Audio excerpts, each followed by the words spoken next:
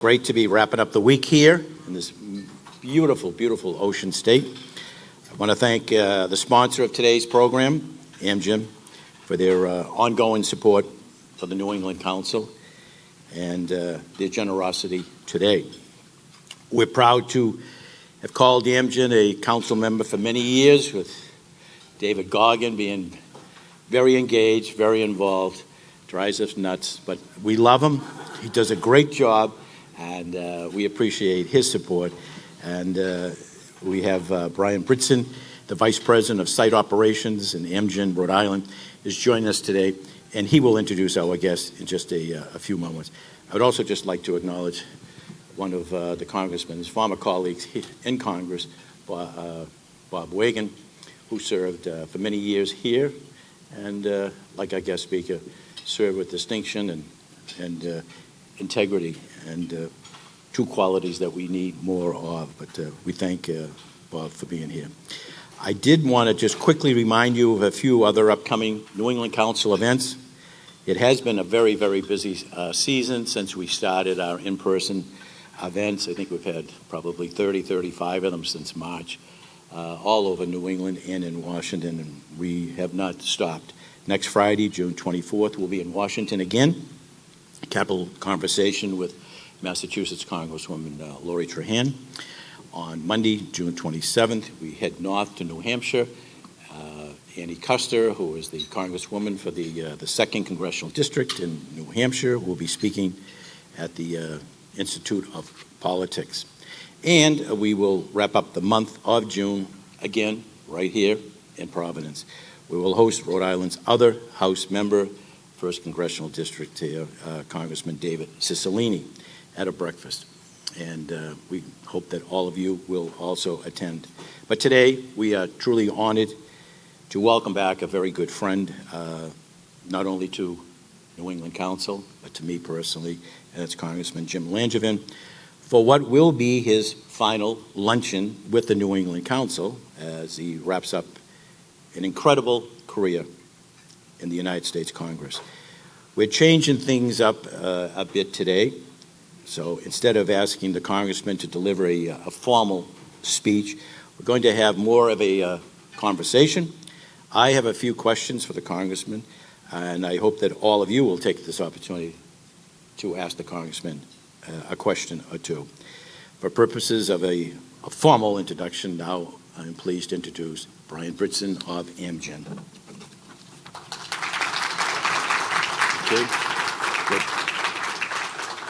Okay, hello everybody. Thank you, Jim, for the introduction. As Jim mentioned, my name is Brian Britson, and I've been the Amgen Rhode Island Site Vice President of Operations for the past 2 years. It's certainly a pleasure to welcome you all here on behalf of Amgen to be part of this very special day, which is Congressman Langevin's final appearance in front of the members of the New England Council. It's my understanding that Congressman Langevin has never missed an opportunity to speak to the Council since first being elected to represent the 2nd District in 2000. So, Congressman, thank you so much for your commitment and engagement to the Council over these last 22 years. As you know, Congressman, our Amgen site is located in West Greenwich, and we have been tremendously fortunate to have you as our representative in Congress for all these years. We very much appreciate your steadfast leadership and all of your support. Many of you may be familiar with Amgen as a company, but I did want to take a few minutes just to talk about what we do here in Rhode Island. Amgen's mission is to serve patients, and our site here in Rhode Island plays a very critical role in delivering critical life-changing medicines to every patient every time. Amgen's been a proud member of the Rhode Island community since 2002, and I was here at the very early years of the site from 2002 to 2009, and it's my pleasure to be back in Rhode Island and to be here to celebrate what will be our 20th year anniversary next month. Over the past 20 years, Amgen Rhode Island has grown into a truly world-class biotech manufacturing site. We have 75 acres, 7 buildings spanning more than 1 million square feet, and nearly 1,000 tremendously talented staff. Our traditional biomanufacturing facility is one of the preeminent biotech plants in the entire industry and was recognized last year as the best plant within Amgen's network.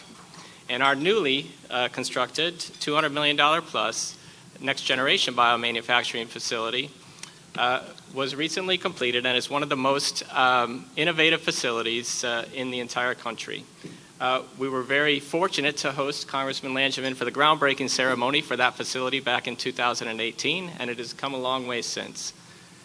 Finally, in closing, so Congressman, thank you so much for your public service and all that you have done for the state of Rhode Island. You have been a key member of the delegation for the business community for so many years and a tremendous partner. Specifically, thank you for all of the work and advocacy that you have done in cybersecurity, workforce development, and helping those with disabilities. Please join me in a big round of applause. Congratulations for an amazing career in Congress.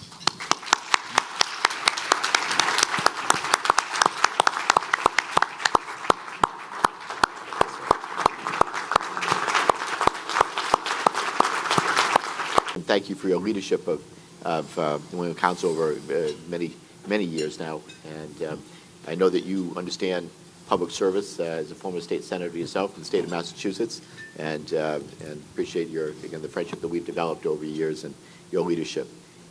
Before we begin, I do want to thank Amgen for hosting the event today.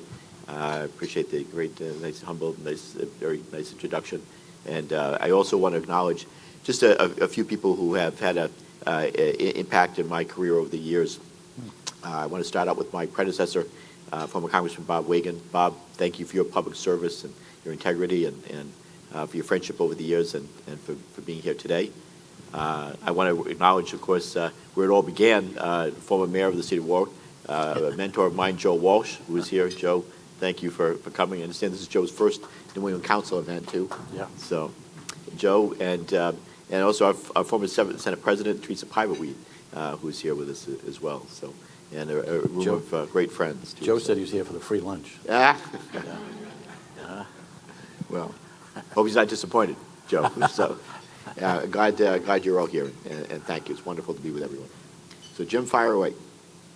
Well, maybe we just start, this week everyone has been, I think, glued to, the January 6th hearings.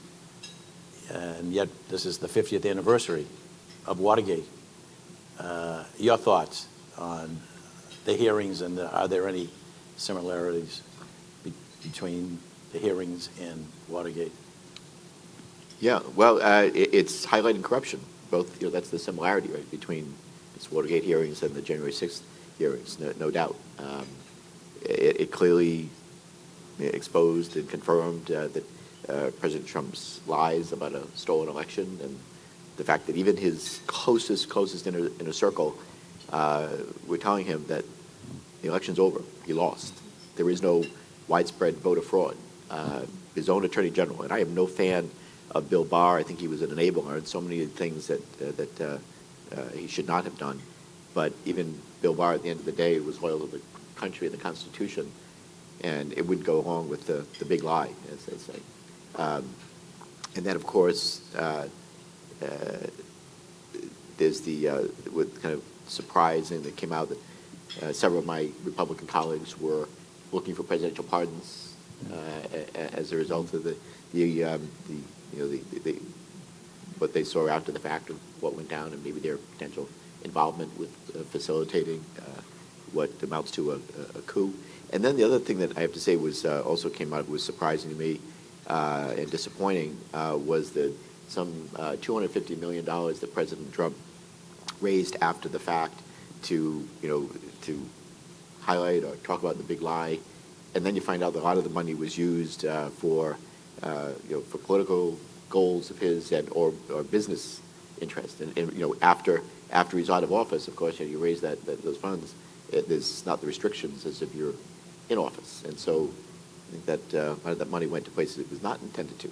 So disappointing and surprising, of course. Maybe it shouldn't be surprising, but those are the things that kind of came out of the hearings. But most of all, I think it's so important that, for history's sake, we get the record clear about what happened. There were brave men and women on the Capitol Police Force that were subjected to terrible abuse, and did everything they could to hold the line. They were clearly overwhelmed and unfortunately prepared for the insurrection. And I know you saw the Capitol Police officer that was in the front row there and watching the testimony and tears rolling down his face.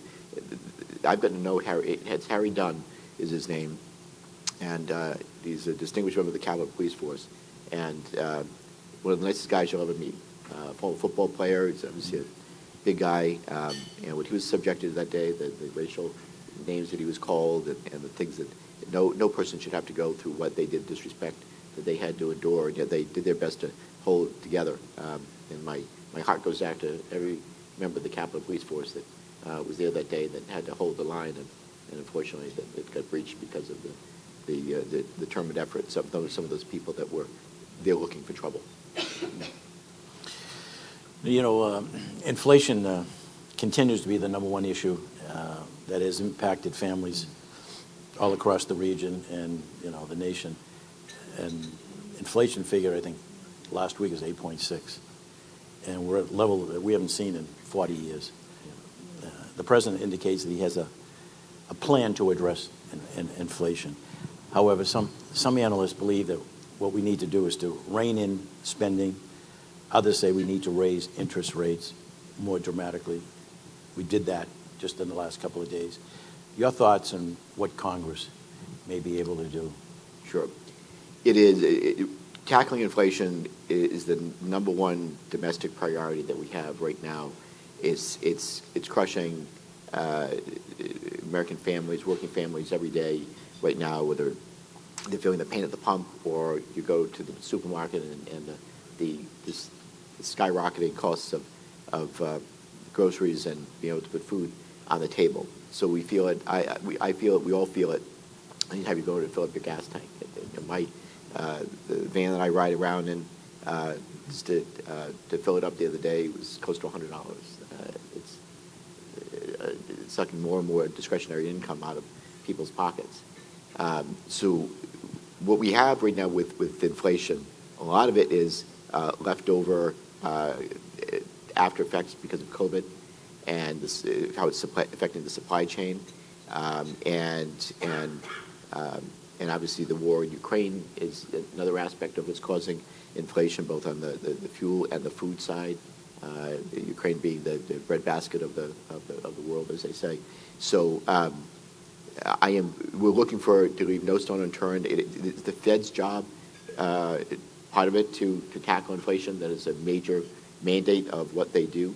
But the Congress also has a role to play, and we just passed the food and fuel, lower food and fuel cost bill that's going to help to address some of our supply chain issues and facilitate help with respect to refineries growing capacity and fulfilling the work that they do to try to get more fuel onto the market more quickly.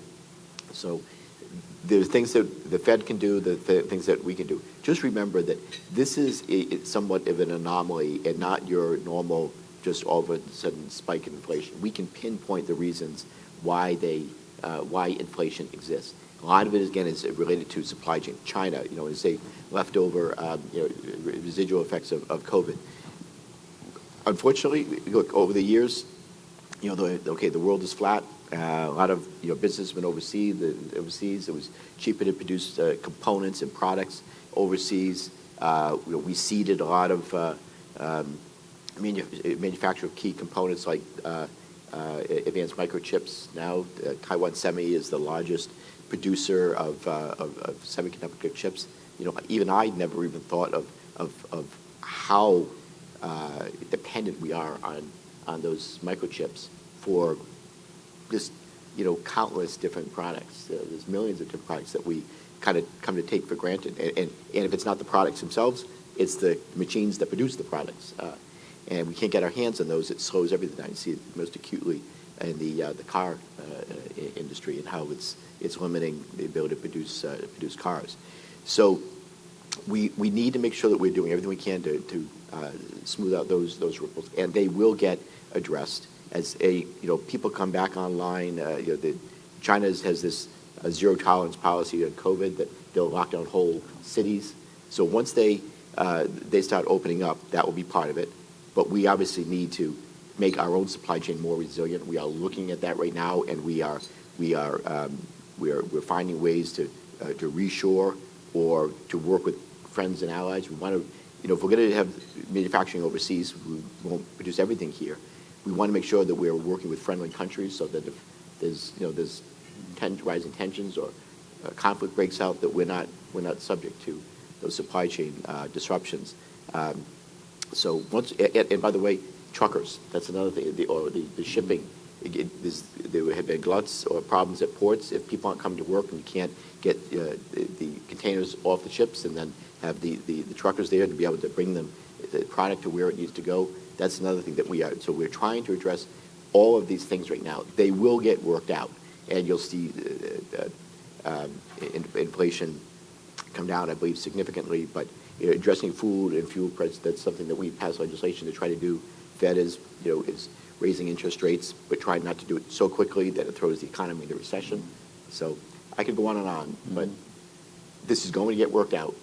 We are going to be okay. I believe by the third, fourth quarters of this year, you're going to start seeing things come down and get more normalized, and hopefully, certainly by the first quarter of next year. Another issue that you and your colleagues have been involved with is Ukraine, and it just continues to shock all of us what is going on there, and yet we support the brave people of that nation that deserves our support to help restore their freedom. And you've already voted to appropriate, I think, some $40 billion for their defense. Do you see a further effort to expand that amount of aid? I do. And first of all, it's refreshing to see in a very divided Congress right now, in a very divided country, in the United States, that our colleagues and I have come together on a bipartisan way, Democrats and Republicans, to support the brave people of Ukraine and their fight for independence, to fight to keep their country, standing up to this unjust and outrageous war that Vladimir Putin has unilaterally decided to carry out and declare war on the Ukrainian people. This is somewhat personal for me as well, in that my great-grandmother emigrated from the Ukraine. God rest her soul. I'm glad she's not alive to see what is happening to Ukraine right now and the Ukrainian people. It's just absolutely heartbreaking, and it's hard to fathom. Here was a thriving country, a democracy, and in the blink of an eye, it's parts of it being reduced to rubble. Vladimir Putin is a war criminal. I believe what he's carrying out is genocide. He is trying to wipe Ukraine off the map and just erase it as a country. Says it shouldn't even be a country. So it makes me incredibly angry, frustrated, and sad for what the Ukrainian people are going through. We have been proud to support the Ukrainians with military aid, humanitarian aid, economic aid. Wherever possible, we need to do more. We just appropriated another. President Biden is going to authorize another $1 billion in military aid, and we will continue to look for those opportunities. I was at the Pentagon a couple months back with Secretary of Defense Austin, and one of the things I wanted to ask him is that, what can we do to get them more advanced weapon systems? And so, his response was, well, it doesn't do a lot of good to get them advanced weapon systems, they're not trained to use them. I agree with that, but I asked him at a subsequent hearing for the House Armed Services Committee, which I sit. I asked him, okay, the Ukrainian people have really stepped up. They're defending their country. They bought more time, and now we have the time, hopefully, to train the Ukrainians on more advanced weapon systems. What are we doing to get them trained? And so that is happening. We're getting them more advanced weapon systems as we speak, and the more the better. So the House last week passed legislation to address gun violence, and most political pundits believe it doesn't have a chance of passing in the Senate. Meanwhile, your neighbor, Senator Chris Murphy, has been working with his colleagues in a bipartisan fashion. I think he's got 10 Republican senators working with him and his colleagues on the Democratic side to pass something out of the Senate. I'm not sure if you've seen the details. Do you think there will be, in the next couple of weeks, an anti-gun violence bill passed and signed into law? Jim, I really hope so. I really hope so. And we've been working on this for many years. I take nothing for granted. I know it's going to be hard to try to get bipartisan agreement on something like gun control legislation is not easy. It's been so heartbreaking and frustrating over the years to see the opportunities that have come along to maybe achieve bipartisanship, and it didn't happen.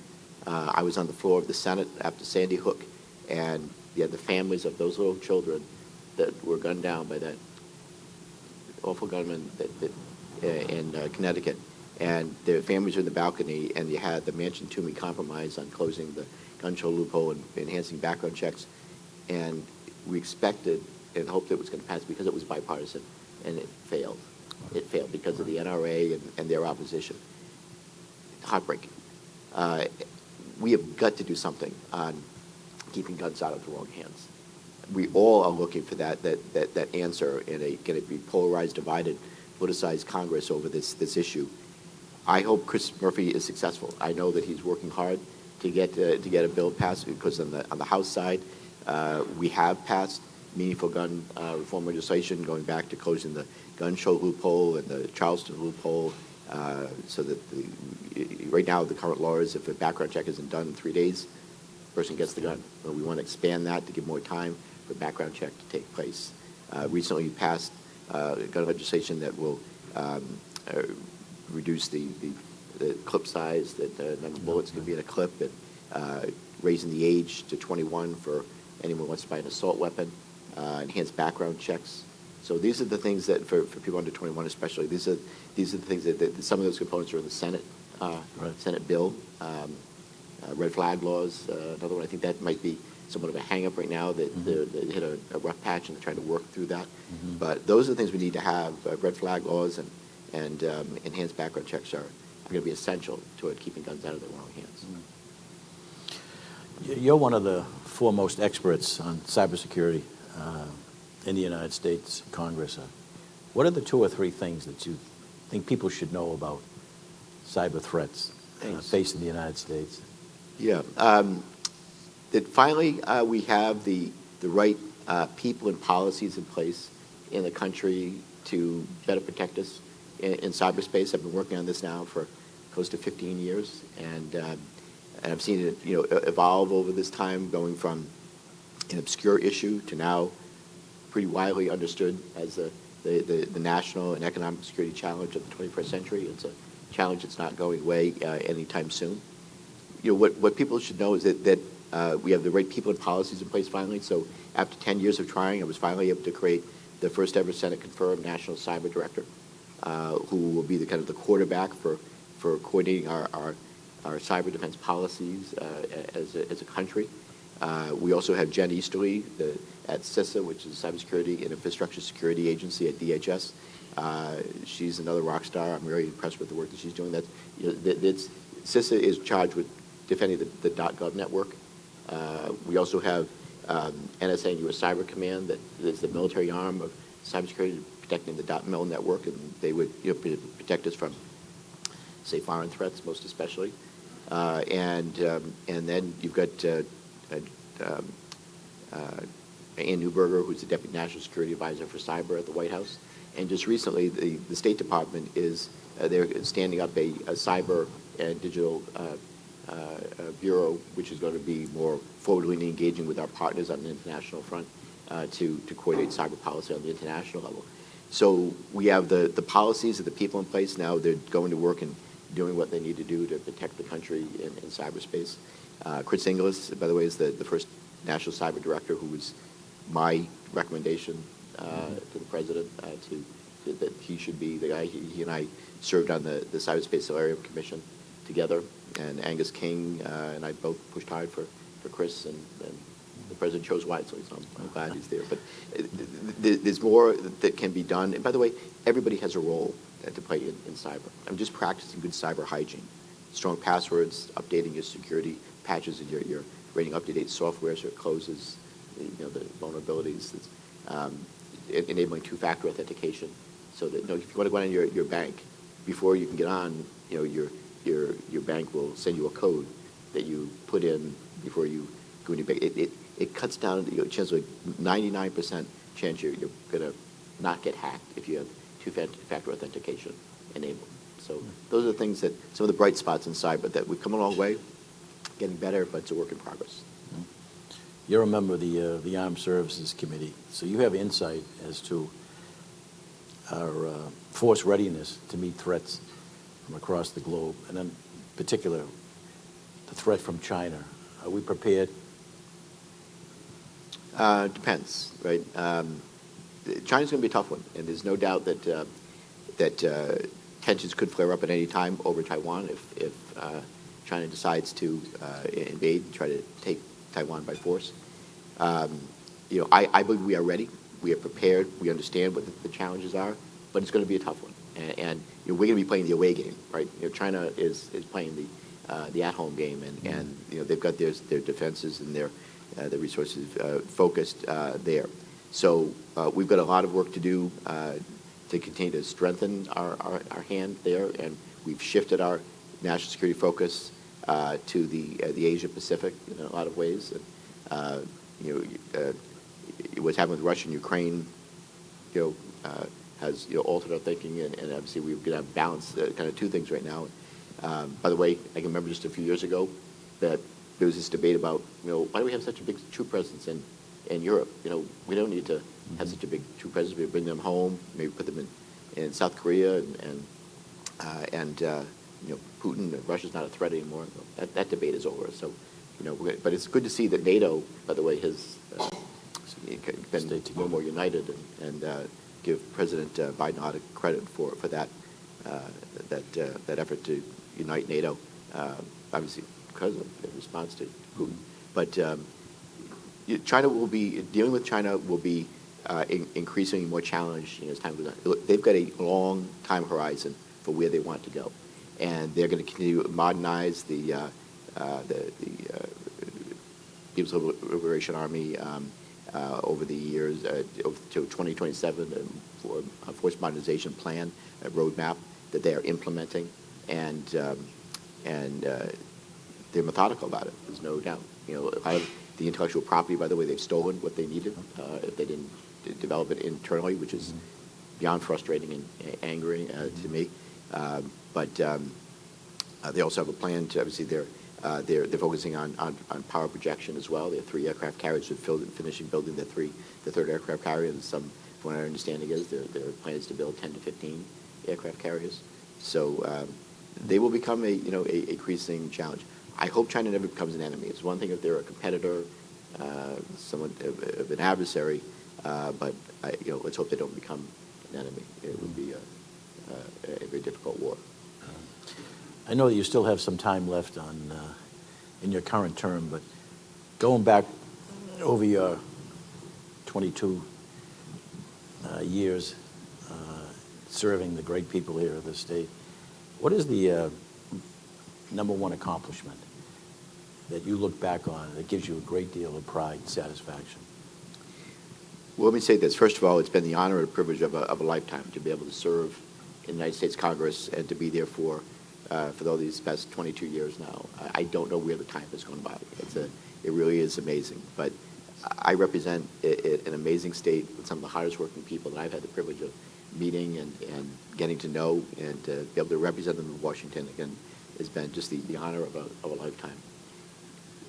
A lot of great things to look back on, but the biggest one that I'm thinking I'm perhaps most proud of in terms of things, that initiative that I really spearheaded and led, is the creation of the National Cyber Director position. Because it was the one part of our national cyber effort that was missing in coordinating our cyber policy. It was disjointed, ineffective. Now we have at least the right people and policies in place, and Chris is there to make sure it's all firing on all cylinders, always pulling in the same directions, and he's getting it done. Beyond that, of course, I also am very proud of the work I did in career and technical education. I co-chair the Career and Tech Caucus, and with a Republican colleague of mine, a great friend, G.T. Thompson, Pennsylvania, and he and I spearheaded the reauthorization of the Career and Technical Education for the 21st Century Act that makes sure that our young people are getting the right education, the training to do the jobs that are available in the 21st century in career and tech. These are really in-demand jobs, and we made sure that in revamping that law, that business has a seat at the table when curriculum is developed, so the skills we're teaching in schools are relevant to what businesses need. And beyond that, two other proud moments of mine out, if I could just mention these. Being a part of the effort to reform healthcare and create the Affordable Care Act, and being at the White House when President Obama signed that bill into law, knowing that it's covering millions more people that previously didn't have health insurance, or at least trying to make it affordable also for those who did have it and do have it now. It's not a perfect law, and there's a lot we could do to improve it. If we had bipartisan cooperation, it would have been much better than what it is, and can make that stronger.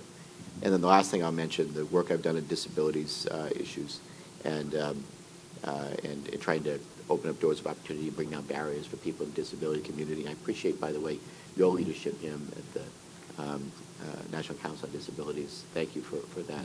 Mm-hmm.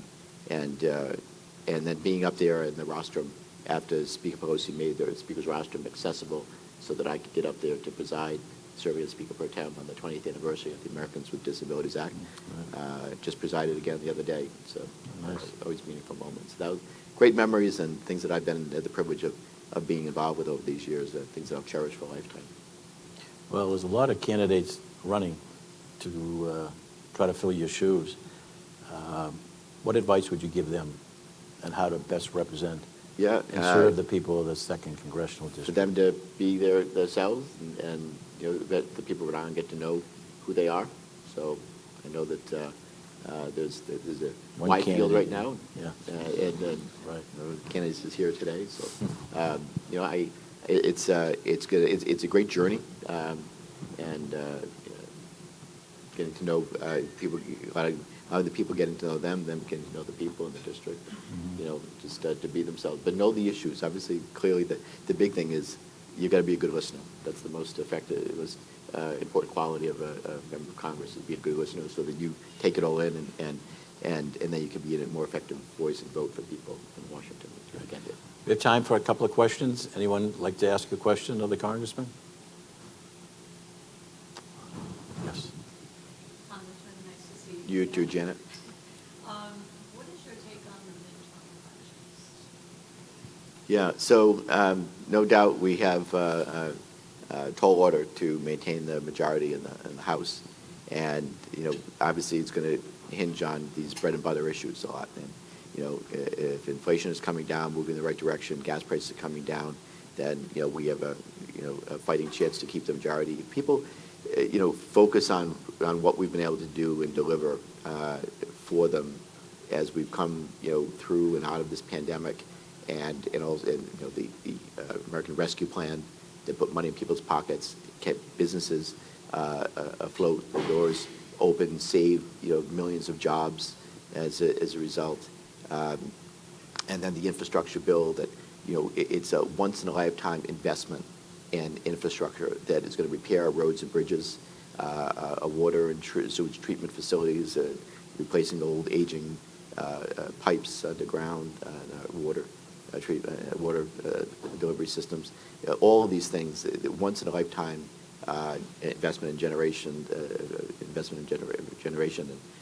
in rebuilding our infrastructure. Those are the things that hopefully people will reflect on and understand what we've done for them. But look, there's no doubt President Biden has been dealt a crappy hand, right? And there's it's no two ways about it. Sometimes you're lucky and that everything's going right in the world and you get the credit, but when things are not going well, you also get the blame. And that's what the President of the United States is contending with right now. The Congress is dealing with that right now, and with Democrats in power, people I'm afraid that they're going to only reflect on the negative and not focus on the important things that we've been trying to deliver for people and have delivered for people.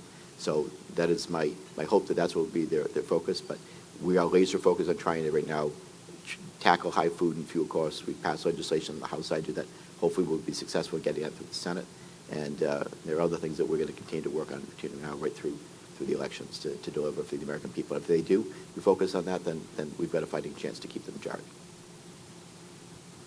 Yes, ma'am. Thank you. You were the main reason I worked for the census. I wanted to keep that seat, and thank you for being such a wonderful congressman in my district. Thank you. Thanks for what you did on the census, too. So. It wasn't easy, but it was important. Another hot topic is Social Security and Medicare. Do you have any advice for us as we try to advocate to keep it strong and preserve them? Yeah, and thank you for the question. I'm a big believer in Social Security and Medicare. It's delivered for our seniors. It's a program that people trust and that we have got to work harder to preserve. I am concerned that because of the challenges with both Social Security and Medicare, I know that there are things that we can do to fix both programs and make them stronger. And if we had bipartisan cooperation, we could have done that long ago. And the longer we wait, the more painful and difficult it will be. But there will be a reckoning at some point. The Republicans' answer to that is to privatize Social Security and Medicare. They want to give you vouchers to go and buy your own health care, and forgetting that the whole reason why we created Medicare in the first place is because the private marketplace failed to deliver an affordable product that met the needs of our seniors. And that's why Medicare was created. Social Security is a promise that we've made to our seniors. It's an important part of their Social Security, their retirement plan. For some people, it may be their only source of retirement income. And where my Republican colleagues want to privatize Social Security because they say, they can earn a lot more in the stock market. That's great when it's going up, but ask someone today if they want to be solely dependent on the stock market for their source of retirement if they're at retirement age right now, and that's what you're depending on for retirement income. So we've got to work hard to preserve Social Security and Medicare, but there are things that we can do right now, and we should have all options on the table. I'm not saying that I've got the answer to any one thing, probably a combination of things. Probably removing the cap on when people stop paying into Social Security. Right now, I think that's at $138,000, $140,000. After that, there's no more contribution to Social Security. I think, we need to remove that, look at removing that cap potentially, and then always raising it, and that will go a long way toward making Social Security solvent for future generations. Yes, sir.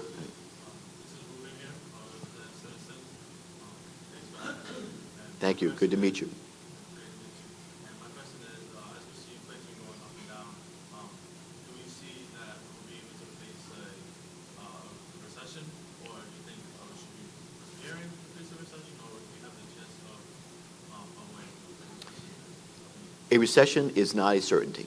I don't buy into the fact that we are going to go into a recession, because I think it's entirely possible that we could have a soft landing. And I say that because, first of all, I'm listening to some of the real experts on this. I was just listening to Mark Zandi the other day. He was a renowned economist that I really respect.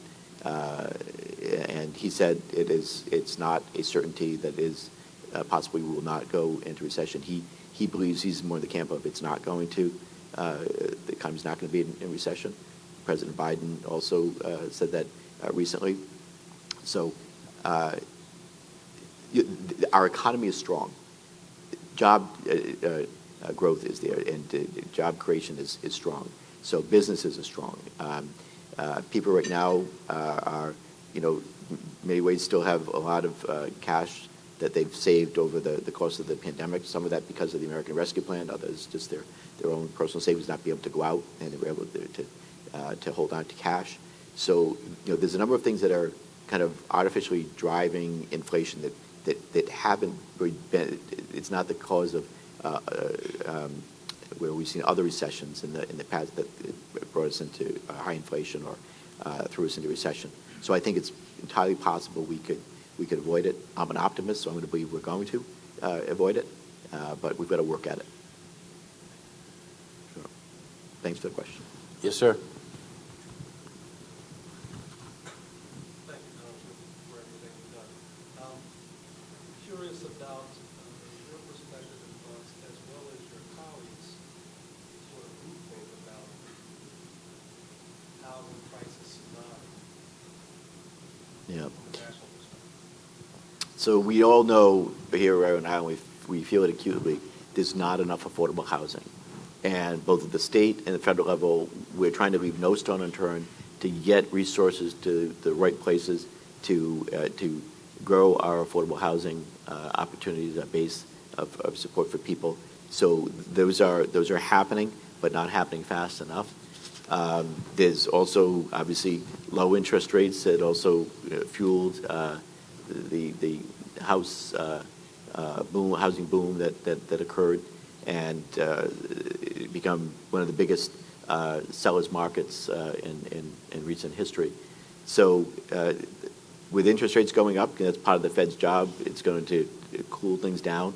It's already happening, but it's heartbreaking and frustrating that for a young couple trying to buy or an individual trying to buy their first home, that they're getting outbid by so much, even on the first day when it goes onto the market.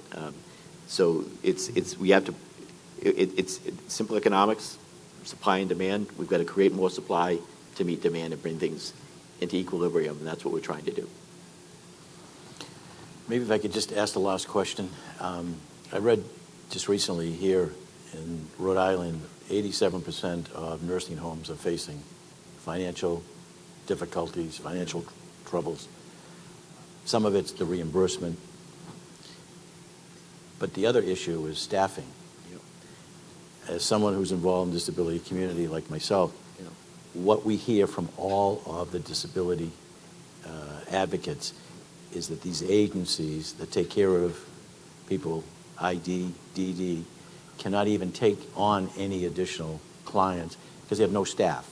Some of these agencies are saying 30, 40, 50% vacancies. And I'm just wondering, I mean, we can maybe talk eventually adjusting the salaries if we could, but we may want to do something in immigration as well with the H-1B visas, the J-1 visas, because I think we're at a crisis situation right now. Yeah. You would think that that's one of those, just the job need that we have here, that we don't have enough bodies to fill the jobs that we need filled. And that goes not only in healthcare, but beyond all aspects of society. That would force a bipartisan solution to immigration reform. Because we have a broken immigration system that we absolutely have to fix. And it's been years in the making that we've been trying to fix this broken immigration system. This is an opportunity to do that and address our own job needs here. The other thing, though, that we can do, we have to address the high costs of childcare, right? And we want more women to come back into the workforce. It's a large percent have stayed out of the workforce after COVID, because of the high cost of childcare. And if we can address that issue and provide more opportunities to know that obviously kids are in a safe place, that more parents, both men and women, would be hopefully going to re-enter the workforce. But it's acutely affected women from what I understand it. Well, we're at the end of our time. I just want to, again, thank all of you for coming here today. But thank you, Congressman, for the extraordinary leadership that you've given us. Thank you. Thank you, New England Council, too. We won't even ask future plans. What are you looking at? I know you're going to stay here in the state. You're going to remain active as a citizen in political engagement. But are there things that you'd say, you know what, I wouldn't mind being whatever, college president? Yeah, to be continued. I don't know, whatever. Yeah. Right now, I'm focused on the next 6 months, getting through doing the job and finishing strong.